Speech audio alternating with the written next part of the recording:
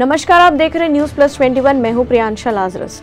रायपुर शहर में पर्यावरण संरक्षण के लिए वृक्ष गार्डन, तालाबों एवं खुले सरकारी जमीनों को बचाने हेतु लगातार अनोखी पहल चलाई जा रही है, जिसमें टिडवा न्यू रेजेंसी, प्रियदर्शनी नगर, बजाज कॉलोनी, न्यू राजेंद्र नगर, अमलेडी आदि स्थान के लिए लोग शामिल है। एक तरफ जहां रायपुर शहर में हम घनी आबादी के मध्य सांस लेने के लिए ऑक्सीजन बना रहे हैं, वहीं दूसरी तरफ खेल मैदान, गार्डन के लिए छोड़ गए जमीनों पर हम भवन निर्माण कर रहे हैं।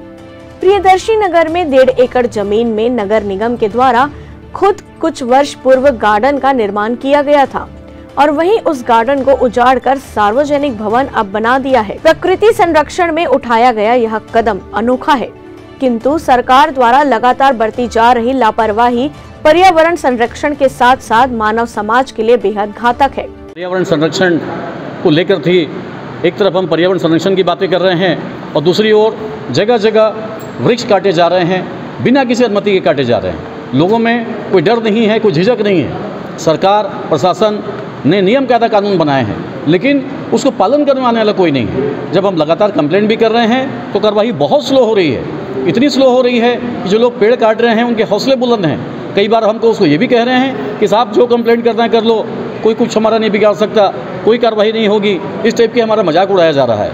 हम शासन प्रशासन से अनुरोध करते हैं कि जो इलीगल काम कर रहे हैं, गलत ढंग से पेड़ काट रहे हैं, उन पर तत्काल कार्रवाई करें। दूसरा, एक न्यू राजेंद्र नगर का मामला है, जिसमें एक गार्डन बना हुआ था। नगर निगम ने खुद गार्डन बनाया है 15 साल पहले। सुप्रीम कोर्ट का एक डिसीजन है कि जो ज़मीन गार्डन के लिए आरक्षित है, जो ज़मीन तालाब के लिए है, उस पर दूसरा कोई निर्माण कार्य नहीं हो सकता, जिस पे हम हाई कोर्ट गए हैं, हमको स्टे भी मिला है। लेकिन कितने दिन रहेगा स्टे हमें नहीं मालूम। हम शासन से अनुरोध करते हैं कि आपने खुद वहाँ गार्डन बनाया है, ये आपकी ज़मीन है, नगर निगम की ज़मीन है, नगर निगम RDA ने उसको गार्डन के लिए आरक्षित रखा है, कृपया उसको गार्डन ही रहने दें। तीसरा एक मामला है RDA की खुली ज़मीन जो न्यू राजेंद्र नगर में थाना के पीछे है, लगभग 15 से 16 हज़ार स्क्वायर फीट ज़मीन जो खाली ज़मीन है, करोड़ों में उसकी कीमत है। उसमें भी आज से 5 साल पहले हमने वृक्षारोपण किया था। उन वृक्षों को काटकर अवैध कब्जा किया जा रहा है, अज्ञात लोगों के द्वारा किया जा रहा है। उसकी शिकायत हमने की है नगर निगम से और नगर निगम ने उस पर आकर उस अवैध कब्जा को तोड़ा है। इसके लिए हम नगर निगम का आभार भी व्यक्त करते हैं। लेकिन आज इस प्रेस कॉन्फ्रेंस के माध्यम से जितनी भी सरकारी खुली ज़मीन है, जितने भी स्टेट गार्डन की ज़मीन है, जितने भी आवासीय कॉलोनी है जिसको गार्डन के लिए सुरक्षित किया गया है, खेल भूमि के लिए सुरक्षित किया गया है, मैं पूरी जनता से अनुरोध करता हूँ कि इस पर खेल का ग्राउंड ही बने, गार्डन ही बने, तालाब है वो तालाब ही रहे। इसी अनुरोध के साथ में आज ग्रीन आर्मी ये अनुरोध करने आप सबके बीच में यहाँ पहुँची है। धन्यवाद।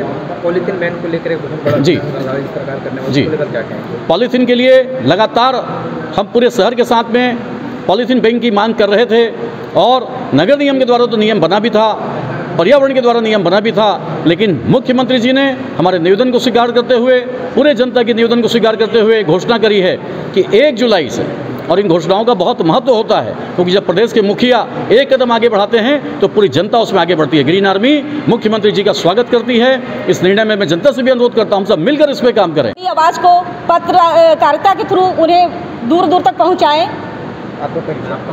मैं अनुराधा कुमार। ऐसी ही तमाम जानकारियों के लिए देखते रहिए न्यूज प्लस 21, आपके हक की बात।